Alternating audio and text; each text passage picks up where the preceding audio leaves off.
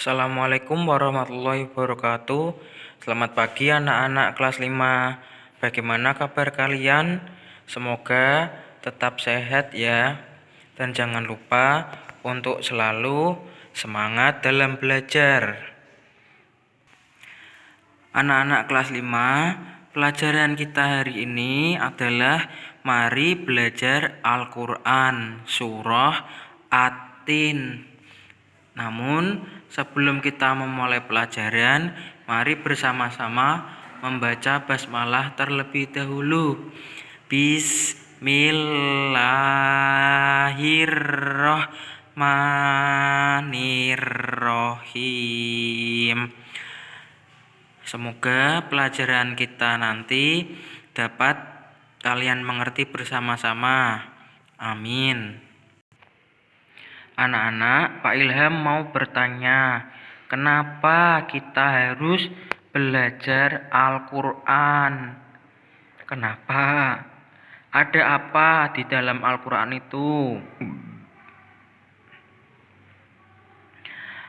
Al-Quran adalah wahyu Allah Subhanahu wa Ta'ala yang diturunkan kepada Nabi Muhammad Shallallahu Alaihi Wasallam melalui perantara malaikat Jibril. Al-Quran berfungsi sebagai pedoman hidup umat Islam. Ya, jadi memahami isi Al-Quran itu sangat penting.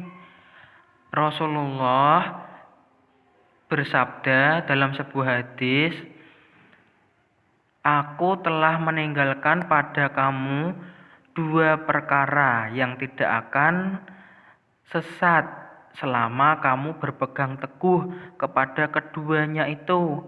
Apa saja keduanya itu? Yang pertama adalah kitab Allah dan sunnah nabinya.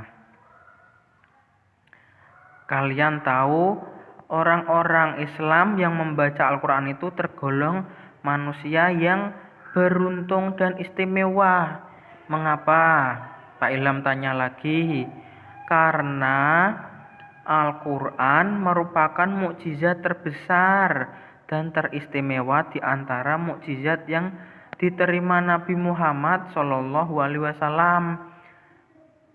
Jadi dari sekian banyak mukjizat yang diturunkan Allah kepada para rasulnya, Al-Quran ini yang sampai kepada kita bahkan hingga hari kiamat nanti. Ya, kita semua harus wajib hukumnya membaca Al-Quran dari sejak usia dini, sejak kecil hingga nanti tua nanti. Ya, mengerti ya anak-anak? Lalu Pak Ilham mau tanya lagi, siapakah makhluk Allah yang paling mulia di alam ini? Coba, ada yang bisa menjawab pertanyaan Pak Ilham? Ya, benar. Manusia adalah makhluk yang paling mulia yang diciptakan oleh Allah. Karena apa? Karena manusia diberi akal dan pikiran.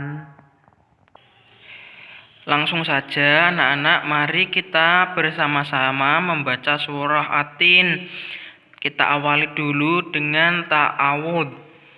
A'udzu billahi minasyaitonir rajim.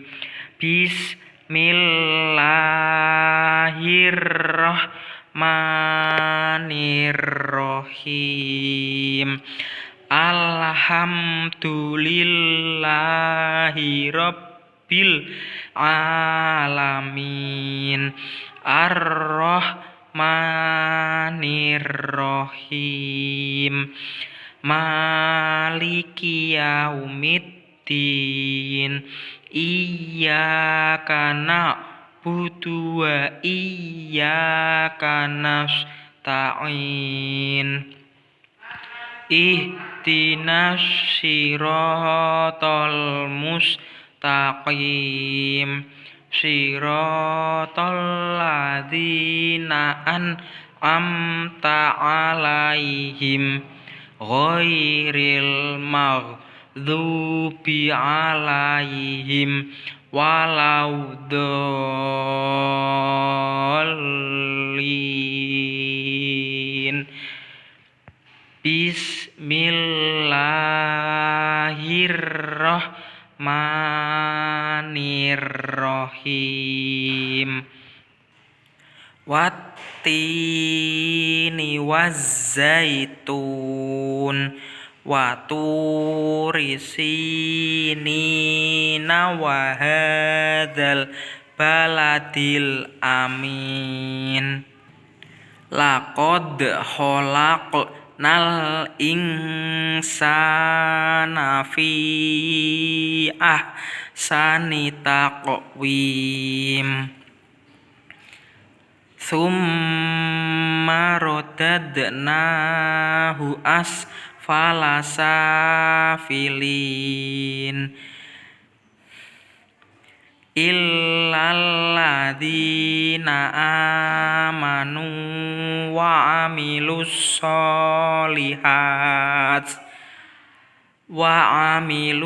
solihati falahum ajrun ghairu mamnun.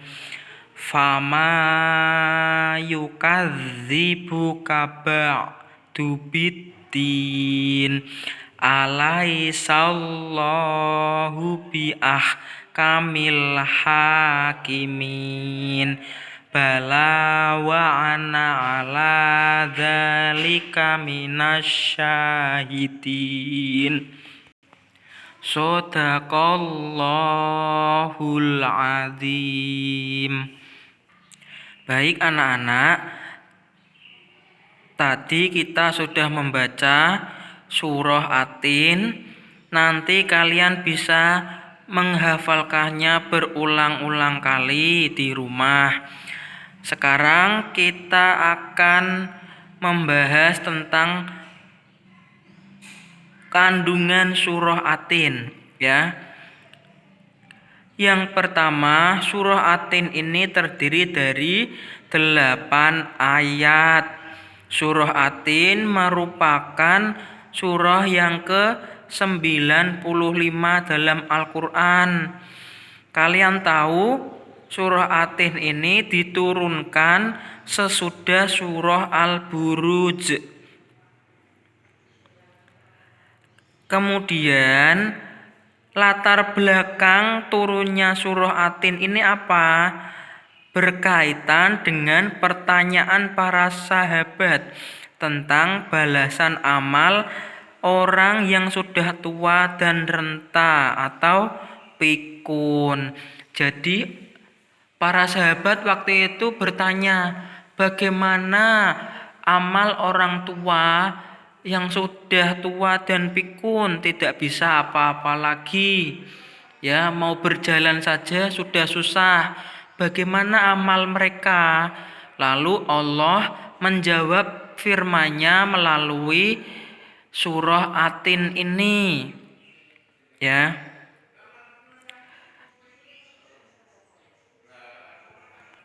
Kenapa para sahabat waktu itu bertanya, bagaimana amal orang tua yang sudah renta dan pikun? Karena pada waktu itu banyak sekali sahabat Rasulullah yang sudah tua. Mereka merasa takut tidak mendapatkan pahala atau tidak menjadi ahli surga karena mereka sudah pikun, mereka gelisah. Jadi sekarang kita akan membahas tentang arti dari ayat per ayat surah At-Tin. Yang pertama ini bisa kalian lihat di sini Allah mengatakan wattini wazzaitun waturisinin, dan ayat yang ketiga wahadzal baladil amin. Jadi kesimpulannya dari ayat pertama hingga ketiga ini Allah bersumpah, ya. Ayat 1, kedua, ketiga Allah itu bersumpah atas nama Atin, Az-Zaitun, dan Aturisin. Yang pertama Atin. Atin ini dijadikan nama surat, ya, dijadikan nama surat. Atin diambil dari ayat pertama ini yang artinya adalah buah tin. Ialah tempat tinggal Nabi Nuh alaihissalam, yaitu di kota Damaskus yang banyak ditumbuhi pohon tin atau ara. Kira-kira gambar buah tin seperti ini ya anak-anak. Sedangkan buah zaitun seperti ini, ya. Buah tin dan buah zaitun ini sangat banyak sekali manfaatnya, banyak digunakan untuk obat, ya, dan juga minyaknya banyak yang berlimpah.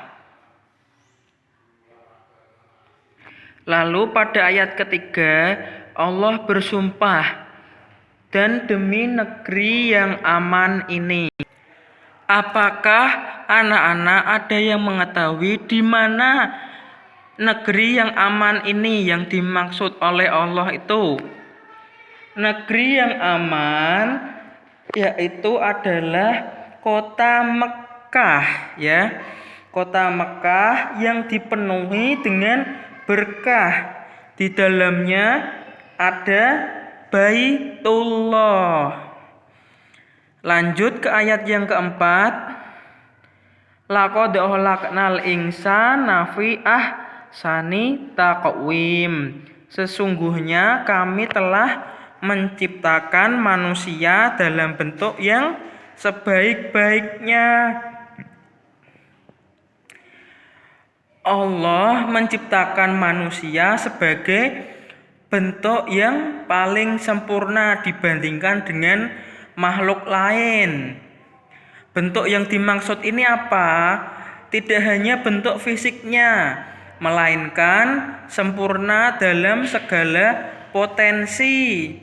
Manusia diberi akal untuk berpikir.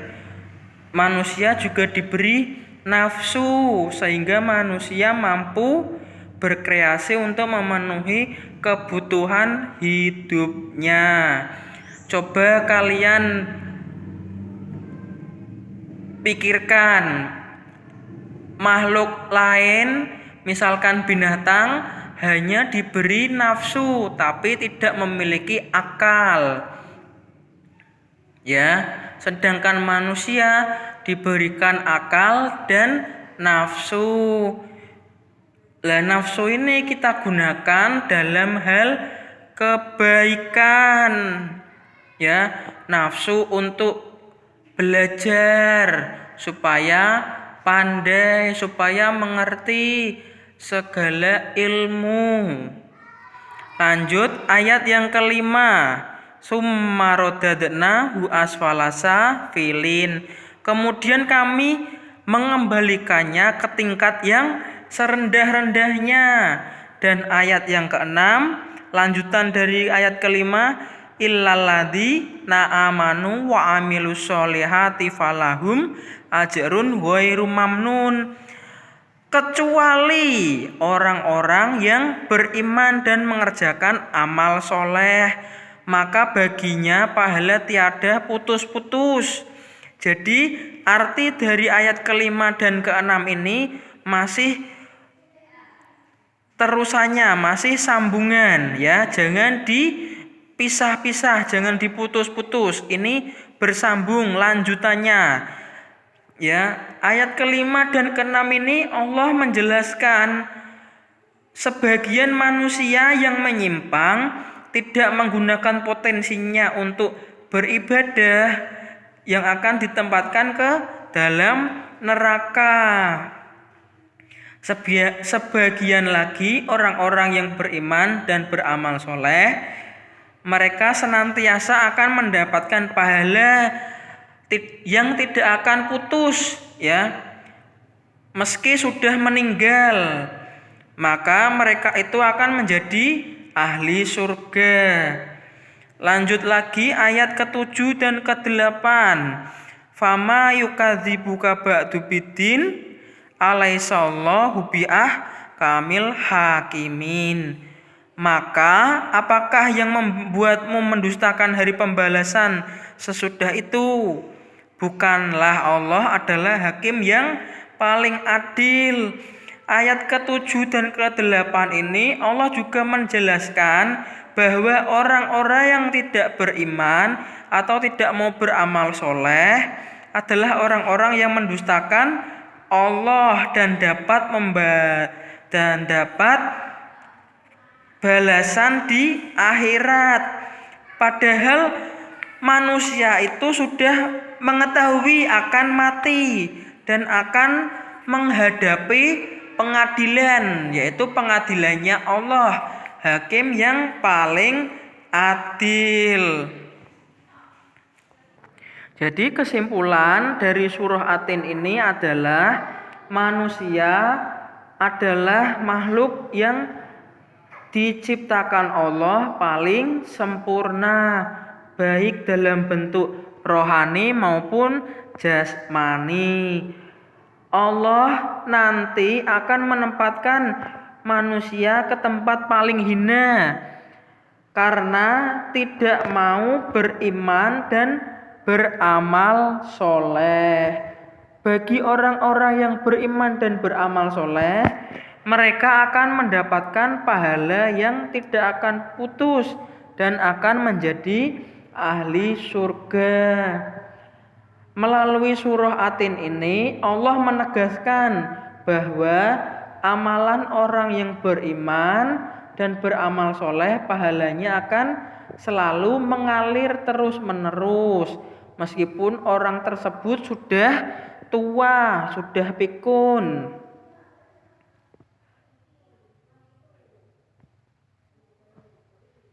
Surat Atin ini juga mengajarkan bahwa Allah menciptakan manusia dalam bentuk yang paling baik. Sekian, terima kasih. Kita bertemu lagi minggu depan. Mari kita membaca hamdalah bersama. Alhamdulillahirabbil alamin. Assalamualaikum warahmatullahi wabarakatuh.